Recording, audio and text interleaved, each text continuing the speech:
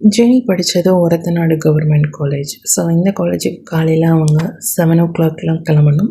So half day shift wise தான் college. So அப்படி கிளம்பும்போது பார்த்திங்க அப்படின்னா டெய்லி மார்னிங் அவங்க சாப்பிட்றது கிடையாது. அதே மாதிரி காலேஜில் போய் இருக்கும்போது ஸோ ஒரு நாள் காலேஜில் ப்ரேயர் அட்டன் பண்ணுறாங்க. ஸோ அட்டன் பண்ணுற டயத்தில் பார்த்திங்க அப்படின்னா அவங்களுக்கு மயக்கம் வந்துடுது. மயக்கம் வந்தோன்னா பக்கத்தில் இருக்கிற ஹாஸ்பிட்டலுக்கு அவங்களுடைய ப்ரொஃபஸர் வந்து தூக்கிட்டு போகிறாங்க. ஸோ போயிட்டு செக் பண்ணுறாங்க. டாக்டர் ஒன்று சொல்கிறாங்க, ஒன்றும் இல்லை, சாப்பிடாதது தான் ரீசன். ஸோ நல்ல ஃபுட் எடுத்துக்கிட்டால் உடம்பு சரியாயிடும் அப்படின்னு சொல்லிடுறாங்க. அடுத்து நம்ம ஜெனி வந்து சென்னைக்கு போகிறாங்க. ஏன்னா அவங்களுடைய பெரியம்மா ஒருத்தவங்க ஃபாரின்லேருந்து வராங்க. ஸோ அவங்கள ரிசீவ் பண்ண ஏர்போர்ட் போகிறாங்க. ஏர்போர்ட் போயிட்டு அங்கேருந்து அவங்க ரெஃப்ரெஷ் ஆகி திரும்பி நைட் பஸ் பிடிச்சி வரத்துக்கு அந்த இடைப்பட்ட கேப்பில் தன்னுடைய நண்பர் ராம் ஞாபகம் வந்து ராமுக்கு கால் பண்ணுறாங்க. ஸோ அவர் சொல்கிறார், நானும் கிட்ட இங்கே தான் இருக்கேன் அப்படின்னு. உடனே வந்து என்னுடைய ரூம் கீ வேணால் உங்களுக்கு தரேன், நீங்கள் ரெஃப்ரெஷ் ஆகிட்டு கிளம்புங்க அப்படின்னு சொல்கிறாரு. சரி, ஜெனியும் சரி ஓகே ஃப்ரெண்டு தானே அப்படின்னு சொல்லி ரொம்ப நன்றி உங்களுடைய உதவிக்கு அப்படின்னு சொல்லி அவர்கிட்டேருந்து கீ வாங்கி அவருடைய ரூமுக்கு போயிட்டு ரெஃப்ரெஷ் ஆகுறாங்க பெரியம்மாவும் ஜெனியும் அப்படின்னு சொல்லலாம். ஸோ சென்னையிலேருந்து நேராக வீட்டுக்கு திரும்பி வந்துடுறாங்க. இப்படி ஜெனியோட ஃப்ரெண்ட்ஷிப் நல்லா தான் ராமோட போயிட்டுருந்தது அப்படின்னு கூட சொல்லலாம். அப்படி ஒரத்தநாட்டில் படிக்கும்போது தான் ராமோட வீடு ஒரத்தநாட்டில் இருக்குது அப்படிங்கிறது ஜெனிக்கு தெரியும். ஸோ அப்போ அவங்க வீட்டுக்கு இன்ட்ரடியூஸ் பண்ணுறாரு ராம். ஸோ நாங்கள் ஒரு விறகு கடை வச்சுருக்கோம், எங்கள் அம்மா அப்பா அதில் தான் வேலை பார்க்குறாங்க, இதுதான் என்னுடைய வீடு, இவங்க 2 பேரும் என்னுடைய அக்கா அப்படின்னு ஜெனிக்கிட்ட இன்ட்ரடியூஸ் பண்ணுறாரு. ஜெனியும் ஓகே அப்படின்னு சொல்லி விசிட் பண்ணுறாங்க, பார்த்துட்டு வராங்க அப்படின்னு கூட சொல்லலாம். ஜெனி படிக்கிற காலேஜ் ப்ளேஸில் தானே சாரோட வீடும் இருக்குது அப்படின்னு சொல்லிட்டு, ஸோ அவர்கிட்டேருந்து நம்ம புக்ஸ் எல்லாம் கலெக்ட் பண்ணிக்கலாம், நமக்கு ஏதாவது டவுட்னா கேட்டுக்கலாம் அப்படின்னு சொல்லிட்டு அவருடைய வீட்டில் போய் அந்த சப்ஜெக்ட் நோட்ஸ் எல்லாம் இருக்கும் இல்லையா, அதெல்லாம் எடுக்கிறாங்க, அதாவது கேட்டு வாங்குகிறாங்க. அவங்க அம்மா கிட்டே கேட்டு வாங்குகிறாங்க. அவங்க அம்மா அந்த புக்ஸை கொண்டு வந்து ஜெனி கிட்டே கொடுக்குறாங்க. ஜெனியோட காலேஜில் ஜெனிக்கு ரொம்ப ஃபேவரட்டான சார் யாருன்னா நாராயணசுவாமி சார். ஸோ இவர்கிட்ட தான் ஜெனி வந்து ரொம்ப வாலண்டியராக கொஷின்ஸ் கேட்குறது, தங்களோட டவுட்ஸை கிளியர் பண்ணிக்கிறது அப்படின்னு கூட சொல்லலாம். நாராயணசுவாமி சார் ஜெனிக்கு நிறைய செமினார் கிளாஸஸ் கொடுப்பார் அப்படின்னு கூட சொல்லலாம். ஸோ ஈவன் கிளாஸில் நிறைய கிளாஸஸ் சாருக்கு பதிலாக ஜெனி தான் எடுப்பாங்கன்னு கூட சொல்லலாம். ஸோ அந்த அளவுக்கு ப்ரோக்ராமிங் கொஞ்சம் கிளியராக சொல்லிக் கொடுக்கக்கூடிய நபராக காலேஜில் ஜெனிக்கு இருந்தார் அப்படின்னு கூட சொல்லலாம்.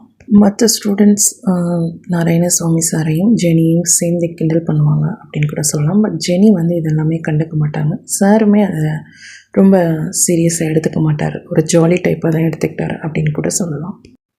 அதே காலேஜில் ஜெனிக்கு லேடி ஸ்டாஃபுமே நல்லா ஹெல்ப் பண்ணாங்க அப்படின்னு கூட சொல்லலாம். ஸோ இது ஒரு சில லேடி ஸ்டாஃபுக்கு எரிச்சலாக இருந்தாலும் நல்ல லேடி ஸ்டாஃபும் ஜெனிக்கு வந்து ஒரு நல்ல டீச்சிங் கொடுத்தாங்க அப்படின்னு கூட நம்ம சொல்லலாம்.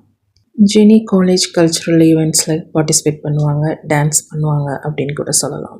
ஸோ இப்போ college 3rd year final year வந்தாச்சா, ப்ராஜெக்ட் சப்மிட் பண்ணணும், ப்ராஜெக்ட் டெமான்ஸ்ட்ரேஷன் வேறு கொடுக்கணும். ஸோ அதுக்கு சிஸ்டம் தேவைப்படுது இல்லையா, அதனால் இப்போ ஜெனி வந்து சந்திரகிட்ட கேட்குறாங்க உதவி, எனக்கு உங்களுடைய சிஸ்டம் கொடுக்க முடியுமா அப்படின்னு. சந்துரு ஓகே நான் கொடுக்குறேன், உங்களுக்கு ஹெல்ப் பண்ணுறேன் அப்படின்னு சொல்கிறாரு. சரி ஜெனி, நானும் வந்து உங்ககிட்ட நேரடியாக வாங்கிக்கிறேன் அப்படின்னு சொல்கிறாங்க. அதே டைம் ஜெனி அந்த ஒரத்தநாட்டில் தன்னுடைய ஃப்ரெண்டு வீட்டில் எக்ஸாமுக்காக போய் ஸ்டே பண்ணுறாங்க. ஸோ அவங்க பேர் பார்த்திங்க அப்படின்னா ரம்யா, கார்த்திகா. ஸோ இவங்க 2 பேரு கூடயுமே அங்கே அந்த ஏரியாவில் வில்லேஜில் ஒரு 1 or 2 months ஸ்டே பண்ணி தன்னுடைய எக்ஸாமை கம்ப்ளீட் பண்ணுறாங்க ஜெனி. ஸோ இடைப்பட்ட நேரத்தில் ப்ராஜெக்ட் மாடியூல்ஸ் கெட் பண்ணுறதுக்காக ஜெனி சென்னைக்கு போகிறாங்க. ஸோ அப்போ தான் ஃபஸ்ட்டு டைம் அவங்களுடைய கசின், அதாவது பெரியம்மா பொண்ணு, ஸோ தேவி வீட்டில் அவங்க ஸ்டே பண்ணுறாங்க. இவங்க கசின் பார்த்திங்க அப்படின்னா ஆல்ரெடி மேரிட் ஆகி சென்னையில் செட்டில் ஆகியிருக்காங்க. ஸோ அப்போ தான் ஃபஸ்ட்டு டைம் ஜெனி அவங்க வீட்டில் ஸ்டே பண்ணுறாங்க. ஜஸ்ட் ஒரு 2 days மட்டும்தான் அப்படின்னு சொல்லலாம். ஸோ அங்கேருந்து ஸ்டே பண்ணிவிட்டு தன்னோட ஃப்ரெண்டை ராம் கால் பண்ணி அவங்க இருக்கக்கூடிய ஒர்க் பிளேஸ் அல்லது ஹவுஸ் இருக்கும் இல்லையா, ஸோ அந்த மேடவாக்கம் பகுதிக்கு ஜெனி வந்து ப்ராஜெக்டுக்காக போய் மீட் பண்ணுறாங்க. ஸோ இப்போ சென்னை போகும்போது ஜெனி தனியாக போகலை, அவங்க பெரியம்மா அதாவது தேவியோட அம்மாவையும் கூட்டிகிட்டு தான் போகிறாங்க அப்படின்னு சொல்லலாம். ஸோ தன்னோட ஃப்ரெண்டு ப்ளஸ் சார் அப்படின்னு கூட சொல்லலாம். ஸோ அவருடைய ப்ளேஸ்க்கு ஜெனி ரீச் ஆகுறாங்க. போயிட்டு இது மாதிரி மாடியூல்ஸ் கேட்குறாங்க. ஸோ அவரும் ரெடி பண்ணி ஜெனிக்கு மாடியூல்ஸ் கொடுக்குறாரு ப்ராஜெக்ட் சம்மந்தமாக. ஜெனிக்கு சென்னை புதுசு. ஸோ அக்கா வீட்டுக்கு போகிறதும் ரொம்ப புதுசு. ஸோ அதனால் இப்போ ராம் வந்து என்ன பண்ணுறாரு அப்படின்னா ஜெனியை தாம்பரம் பஸ் ஸ்டாப், ஸோ அங்கே வந்து ட்ராப் பண்ணுறாரு. ஸோ அதுலேருந்து பஸ் பிடிச்சு தன்னுடைய சிஸ்டர் வீட்டுக்கு ஜெனி வந்து ட்ராவல் பண்ணுறாங்க அப்படின்னு சொல்லலாம். ஸோ அதன் பிறகு பார்த்திங்க அப்படின்னா நைட்டு பெரியம்மாவோட ஸோ கோயம்பேடு பஸ் ஸ்டாண்ட்லேருந்து தஞ்சாவூருக்கு வந்துட்டாங்க அப்படின்னு சொல்லலாம்.